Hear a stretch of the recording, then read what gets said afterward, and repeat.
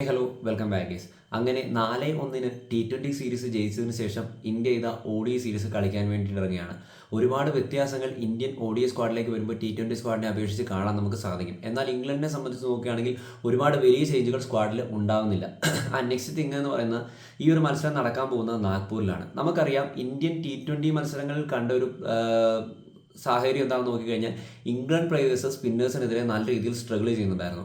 Already നാഗ്പൂരിൽ നടക്കാൻ പോകുന്ന മത്സരത്തിലെ പിച്ച് കണ്ടീഷൻ നമ്മൾ നോക്കിക്കഴിഞ്ഞാൽ മനസ്സിലാക്കാൻ സാധിക്കുന്ന ഒരു ഹൈ സ്കോറിംഗ് ആയിട്ടുള്ള പിച്ച് ആയിരിക്കില്ല. അതോടൊപ്പം തന്നെ സ്പിന്നേഴ്സിനെ തുണയ്ക്കുന്ന ഒരു പിച്ചാണ് നമ്മൾ കണ്ടുവന്നിട്ടുള്ളത്.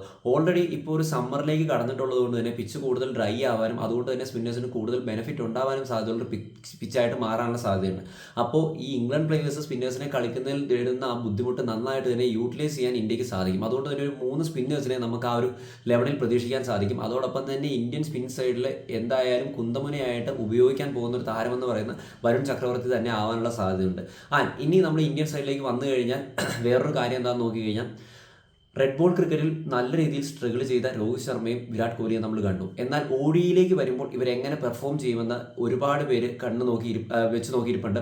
അപ്പോൾ അതുകൊണ്ട് തന്നെ ഇവരെ സംബന്ധിച്ചും വളരെയധികം സീനിയർ താരങ്ങളായിട്ട് വിരാട് കോഹ്ലിയും രോഹിത് ശർമ്മയും സംബന്ധിച്ചും വളരെയധികം നിർണായകമാണ്. നമ്മൾ ഓസ്ട്രേലിയൻ സീരീസിന് ശേഷം ഇവർ രഞ്ജി ട്രോഫി കളിക്കാൻ വന്നിട്ടും സ്ട്രഗിൾ ചെയ്യുന്ന കണ്ടിട്ടുണ്ടായിരുന്നു. സോ ഫോം റീഗെയിൻ ചെയ്യാണ്ടി വരുന്ന ഒരു സീരീസ് തന്നെയാണിത്. ബിക്കോസ് ഒരു മാസത്തിനപ്പുറത്ത് നമ്മളെ സംബന്ധിച്ച് ചാമ്പ്യൻസ് ട്രോഫി ഇങ്ങനെ ഫ്രണ്ട് നിൽക്കുകയാണ്.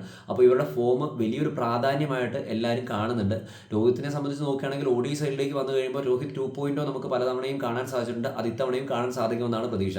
അതോടൊപ്പം തന്നെ നമ്മളൊരു പ്രോബബിൾ ലെവലിലേക്ക് നോക്കിക്കഴിഞ്ഞാൽ Rohit Sharma, captain Shubman Gill, Virat Kohli, Shreyas Iyer, KL Rahul wicket keeper, Hardik Pandya, Ravindra Jadeja, Washington Sundar, Varun Chakravarthy, Arshdeep Singh, Muhammad ഷാമി. ഇതായിരിക്കും ഒരു പ്രോബബിൾ ലെവനായിട്ട് നമുക്ക് പറയാൻ സാധിക്കുന്നത്. ഇനി ഇംഗ്ലണ്ട് സൈഡിലേക്ക് വന്നു കഴിയുമ്പോൾ നമുക്ക് മനസ്സിലാക്കാൻ സാധിക്കുന്ന റൂട്ട് കൂടി ലെവലിലേക്ക് വരുന്നതുകൊണ്ട് ഒരു പരിധിവരെ സ്പിൻ അറ്റാക്കിനെ തടുത്തു നിർത്താൻ റൂട്ട് എന്ന താരത്തിന് സാധിക്കും എന്നുള്ളത് വലിയൊരു ഫാക്ടറാണ്. സോ റൂട്ടിൻ്റെ വിക്കറ്റ് ഈ ഒരു ODI സൈഡിൽ അല്പം നിർണായകമാകാൻ സാധ്യതയുണ്ട്. ഞാൻ ഓൾറെഡി പറഞ്ഞതുപോലെ തന്നെ ഈ ഒരു പിച്ച് കണ്ടീഷനിൽ വലിയൊരു സ്കോർ, ഒരു ഹൈ സ്കോറിംഗ് ആയിട്ടുള്ള ഗെയിം നമുക്ക് പ്രതീക്ഷിക്കേണ്ടി വരില്ല. ടോസ് കിട്ടി കഴിഞ്ഞാൽ കൂടുതലും ബോളിംഗ് ഓപ്റ്റ് ചെയ്യാനുള്ള സാധ്യതകളും വളരെയധികം കൂടുതലാണ് ടീമുകൾ.